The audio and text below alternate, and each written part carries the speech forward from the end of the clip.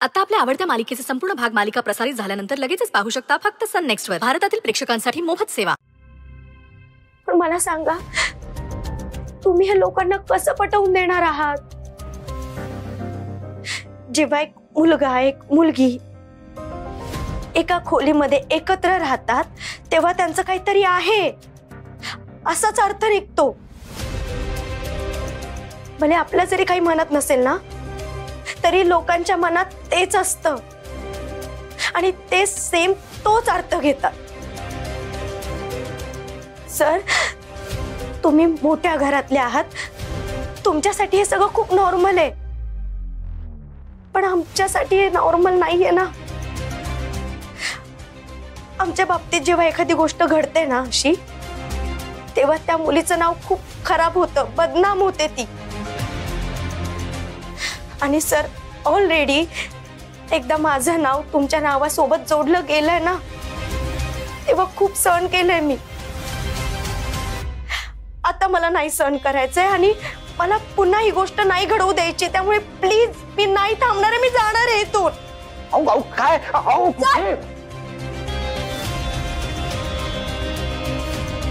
Sir, sorry sorry, I am so sorry. मला सांगा, तुम्ही आत्ता कुठे जाणार आहात? स्मशानात. सई, काही काय बोलताय तुम्ही? Please please try to understand. रात्रीची वेळ, गावात जत्रा सुरू आहे, त्यामुळे हॉटेल रूम अवेलेबलच नाही आहे कुठल्या. आणि तसं काय असतं तर मी इथे तुम्हाला थांबायला सांगितलंच नसतं ना. मी रिक्वेस्ट करतोय तुम्हाला. ओळखीचं गाव नाहीये, ओळखीचे लोक नाहीये, रात्रीची वेळ. मगाशी आठवतंय ना, तिथे ते गुंडा त्रास देत होते तुम्हाला. जर मी नसतो तर कशाचं काय झालं असतं, you never know. Me request करतोय तुम्हाला, प्लीज. आता काहीच तासांचा प्रश्न आहे, थोड्या वेळात सकाळ होईल, मग आपण जाऊ, जरा नीट जागा बघू, दुसरं हॉटेल बघू, वेगवेगळ्या रूम बघू, सगळं अरेंजमेंट मी करतो. पण आता तुमच्या सेफ्टीसाठी मी तुम्हाला हे म्हणतोय, प्लीज माझं ऐका. मी रिक्वेस्ट करतोय तुम्हाला, प्लीज. सकाळी म्हणजे अजून 3-4 तास आपण एकत्र याच खोलीत राहायचं नाही. मला नाही जमणार इथे. माझा डिसिजन झालाय. मला परत या विषयावर अजिबात बोलायचं नाहीये. सई, तुम्ही समजून घ्यायचा प्रयत्न का करत नाहीये? का असा डिरेक्टली टोकाचा निर्णय घेताय तुम्ही? वाय? अशीच आहे मी. एखादी गोष्ट मला जर नाही पटत तर नाही पटत. सॉरी, पण यावेळेस मी तुमचं काहीही ऐकून घेणार नाहीये. माझं ठरलंय, मला जायचंय.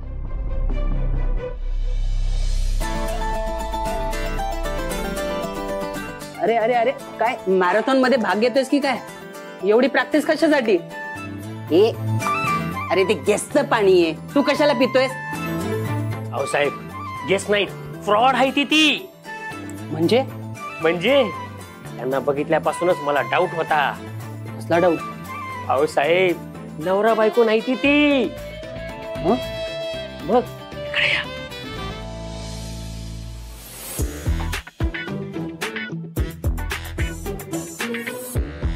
एवढंच ना, त्यात काय?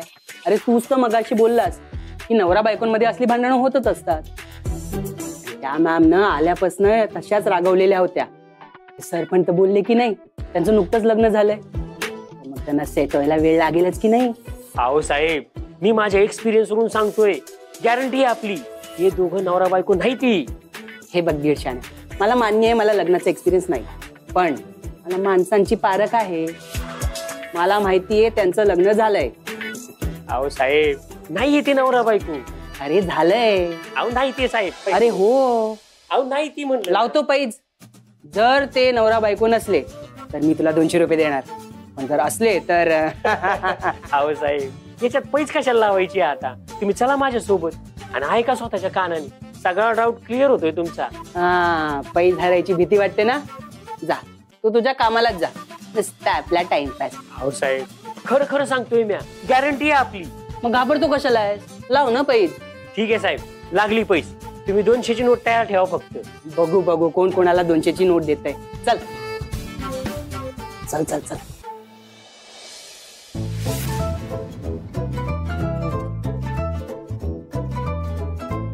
आता हे असं किती वेळ गप्प बसणार आहे आपण?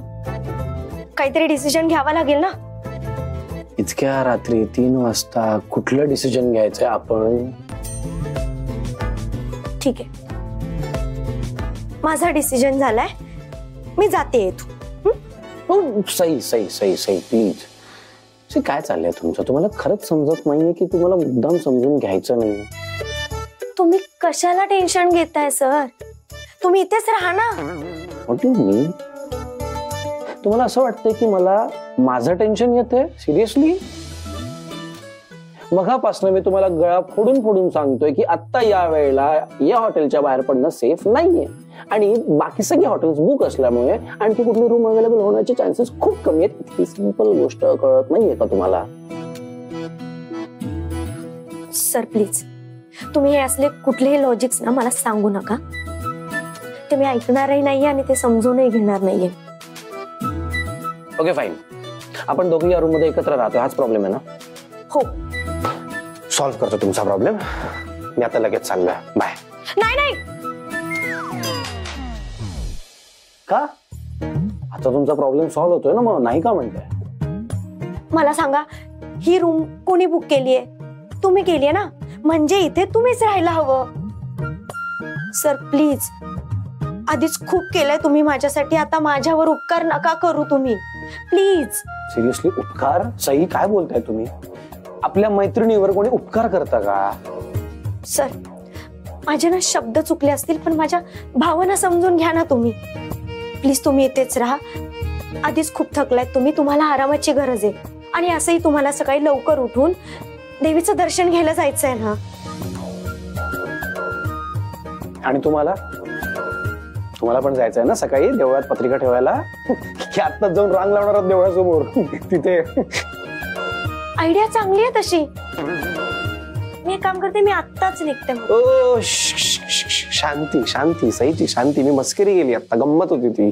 काही काय बोलताय तुम्ही? आता आपण जागे आहोत म्हणून काय देवाला जागरण करायला लागायचं नाही ना? आणि याने काही उपयोग नाही देवळात जाऊन, कारण देऊळ बंद असेल आता. असू दे, देऊळ उघडेपर्यंत थांबेन. काय करू मी तुमचं? बरं, कशा जाणार आहात देवळात? चालत. इथलं देऊळ किती किलोमीटर आहे माहितीये तुम्हाला? 5 किलोमीटर. आणि रस्त्यात किती दिवे आहेत हे तर बघितलंच आहे तुम्ही इथे येताना. ठीक आहे, मी जाईन कुठेतरी, पण मी इथे नाही थांबणार आहे. इनफ इनफ, खूप झाला आता तुमचं. खूप ऐकलं तुमचं, आता तुम्ही फक्त माझं ऐकायचं. तुम्ही इथे थांबणार आहात आणि मी इथनं जाणार आहे, दॅट्स इट. सर, पण तुम्ही जर बाहेर गेलात आणि तुम्हाला कोणी पाहिलं ना, तर त्यांना डाऊट येईल की तुम्ही खोटं बोलताय म्हणून. कोणी काही बघणार नाहीये, कोणाला काही डाऊट पण येणार नाहीये. मी आता डिरेक्टली जाणार आणि माझ्या गाडीमध्ये जाऊन